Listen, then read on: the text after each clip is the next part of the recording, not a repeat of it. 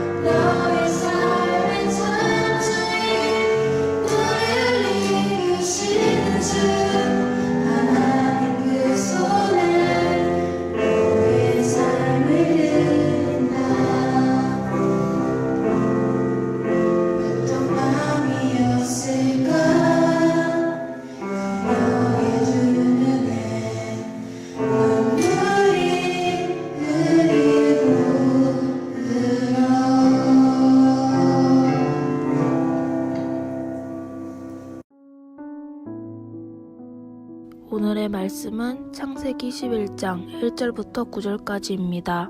온 땅에 언어가 하나요, 말이 하나였더라. 이에 그들이 동방으로 옮기다가 신할 평지를 만나 거기 거류하며 서로 말하되 자 벽돌을 만들어 견고히 굽자 하고 이에 벽돌로 돌을 대신하며 역청으로 진흙을 대신하고 또 말하되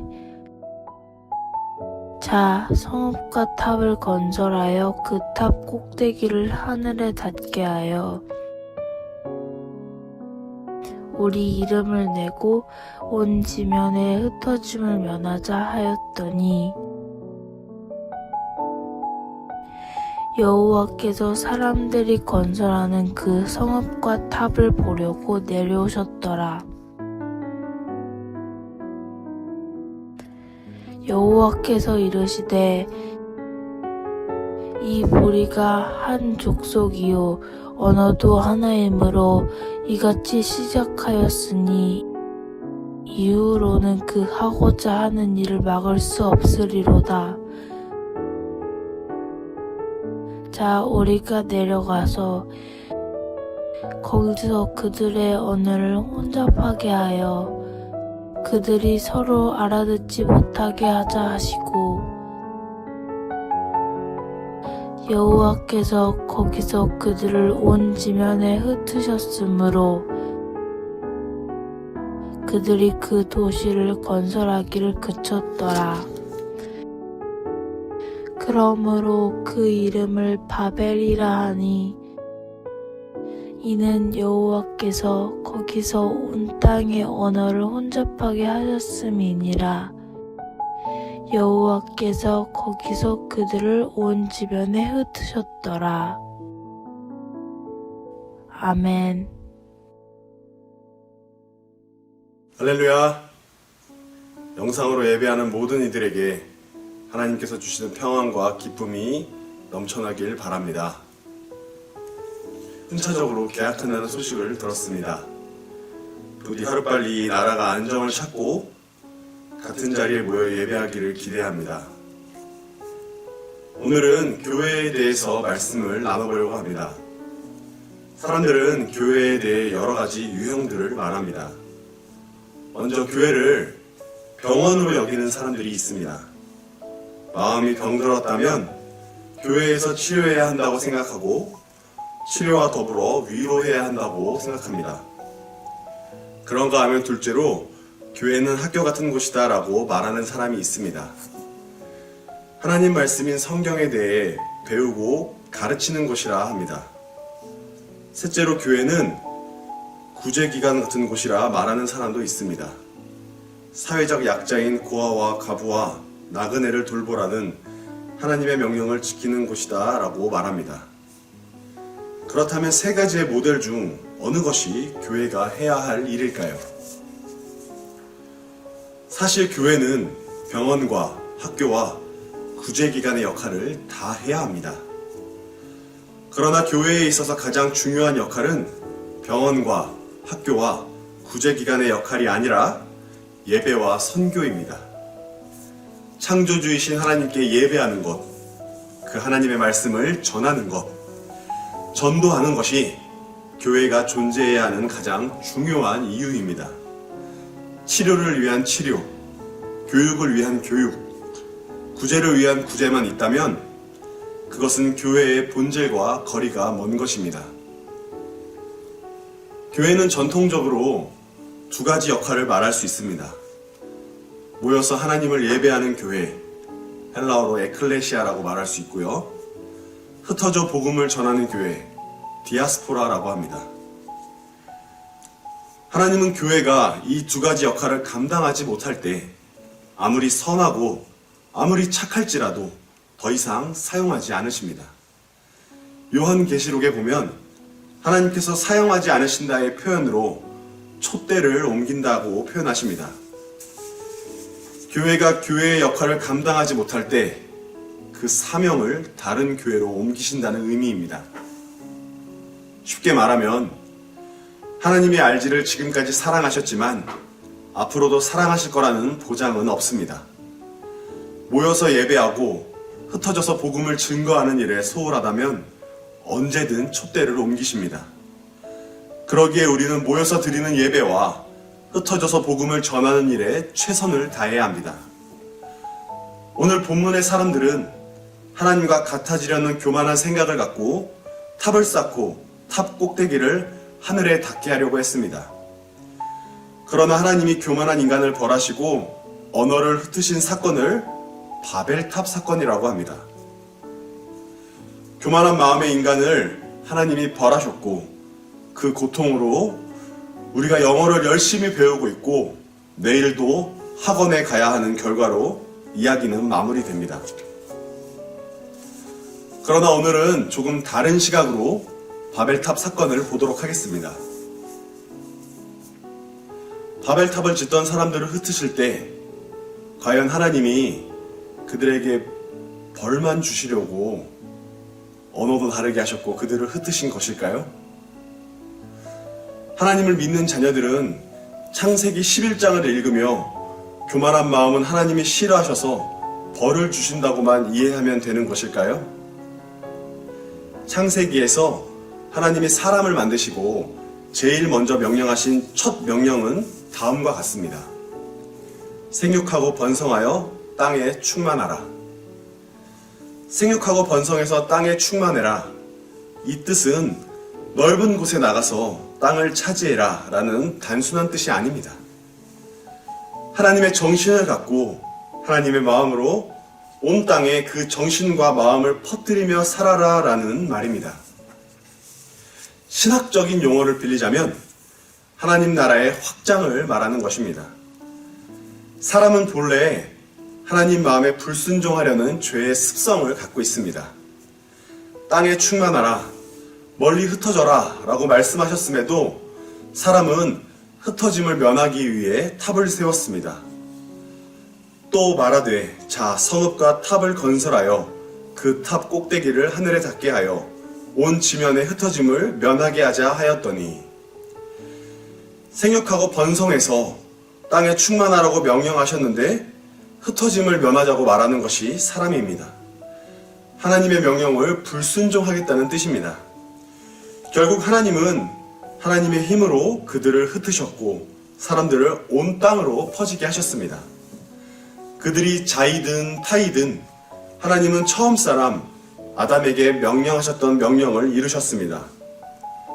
물론 바벨탑을 지어서 흩어졌던 이들이 하나님의 정신과 마음을 가지고 흩어졌던 것은 아니지만 그 흩어짐으로 인해 하나님을 아는 무리들이 세계 곳곳으로 퍼져갔습니다. 우리도 흩어져서 예배한 지 시간이 꽤 흘렀습니다. 언제 다시 모일지도 아직은 알 수 없습니다. 그러나 우리가 기억해야 할 것은 하나님께서 모여서 예배하는 것만큼 흩어져서 복음을 전하는 일도 중요하다는 것입니다. 교회에서 흩어져 있는 지금 가정과 학원에서 그리고 일터에서 어떻게 6일 동안 살 것인가, 흩어져서 생활할 때 그리스도인은 어떻게 살아야 하는가, 어떤 것이 하나님의 복음을 드러내는 일인가. 집을 지을 때 무너지지 않게 하기 위해서는 기초를 잘 다져야 합니다. 마찬가지로 선교에도 기초가 있어야 합니다. 기초를 소홀히 하면 모래 위에 집을 짓는 것 같이 무너지기 때문입니다.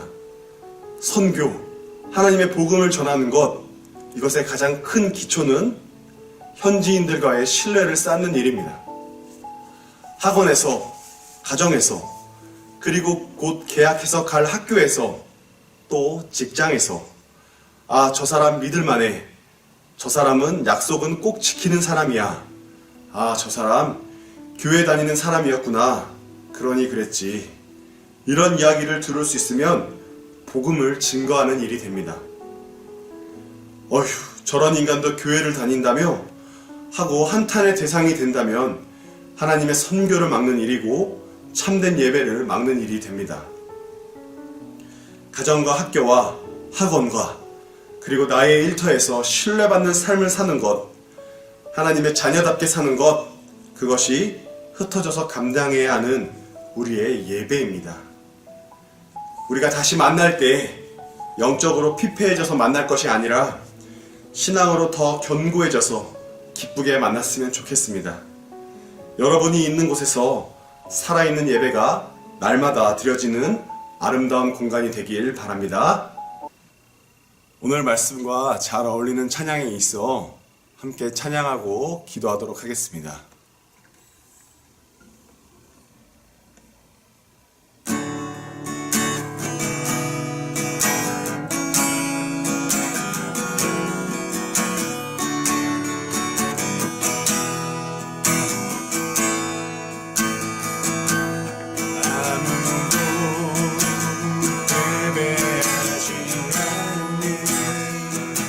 그곳에서 주를 예배하리라. 아무도 찬양하지 않는 그곳에서 나 주를 찬양하리라. 누구도 헌신하지 않는 그곳에서 주께 헌신하리라. 누구도 증거하지 않는 그곳에서 나 주를 증거하리라. 내가 주를 알게 하소서. 주의 보혈로 덮어주게 하소서. 내가 선이고 주의 거룩한 곳 되게 하소서. 주의 향기로 물들이소서. 내가 던진 모든 날 주에게 하게 하소서. 주의 보혈로 덮어주게 하소서. 내가 선이고 주의 거룩한 곳 되게 하소서. 주의 향기로 물들이소서.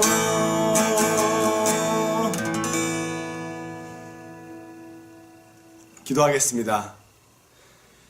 예배받기에 합당하신 하나님, 오늘도 흩어져서 예배드렸습니다. 흩어져 있는 동안 무기력하게 있기보다 하나님 주신 사명 더 잘 감당하는 RG 공동체 되게 하옵소서. 다시 만날 때 더 견고한 믿음을 보일 수 있는 우리가 되게 하시고, 지금보다 하나님께 더 깊어진 자의 모습으로 이 시기를 보내는 우리 되게 하옵소서. 예수 그리스도의 이름으로 기도합니다. 아멘.